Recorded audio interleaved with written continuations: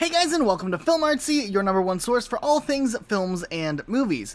And if you're a fan of the Marvel Cinematic Universe, you may have some more things to get really excited about, with it looking like the earliest form of production is really starting to begin for Guardians of the Galaxy Volume 3, a movie that's still not set to come out for quite some time, though it does look like, based off of some posts online on Instagram, that some of the earliest forms of production are beginning, namely the earliest versions of beginning to put together Nebula's costume for this upcoming film. Now, we know from over the years that the amount of work that goes into putting Karen Gillan in the position of Nebula is a pretty big task, with just the amount of attention to detail, makeup, prosthetics, and all the other parts that go into developing a character that looks realistic on the big screen. And while it does look like they've always had very close attention to detail in the previous films, it may be the case that they're taking it one step even further with the new film, as some of these images actually reveal an even more involved project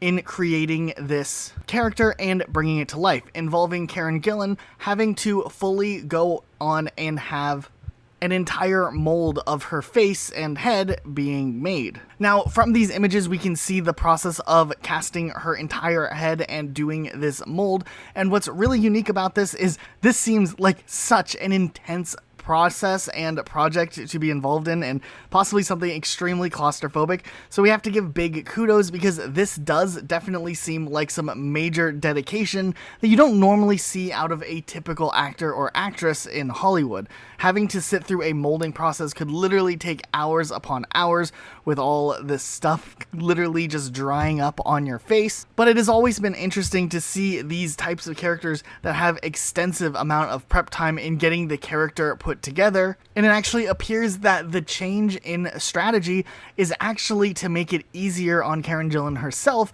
who has noted in the past that it is an extremely claustrophobic process of having the makeup put on for this character. So perhaps this may not only make a more detailed version of Nebula in the next film, but it may also have some more benefits in going through the overwhelming amount of work that literally goes into having these types of intense makeup and costume design literally put on someone's face. So it is definitely something incredibly interesting. Like we've said in the past, we've seen Karen Gillan go through this process time and time again for the various times she's played Nebula in the past, and getting to see this pulled off in a new behind the scenes format and seeing the different types of approaches with just Hollywood practical effects is still something we really appreciate. Some studios would have just gone straight for the typical CGI route, but instead we were able to get a real-life character who was fully brought to life and realized because they had the ability to do so.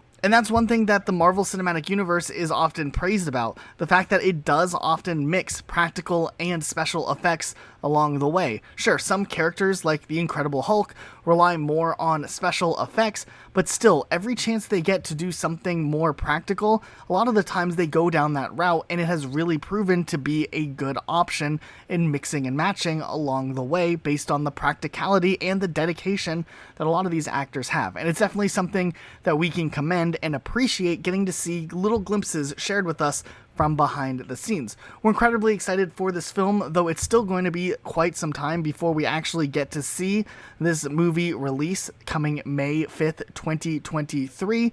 Though we may see Nebula make an appearance in Thor: Love and Thunder, as we do know that some of the characters from Guardians of the Galaxy will be making a small appearance in the film, though we don't know for certain and we don't know to what extent.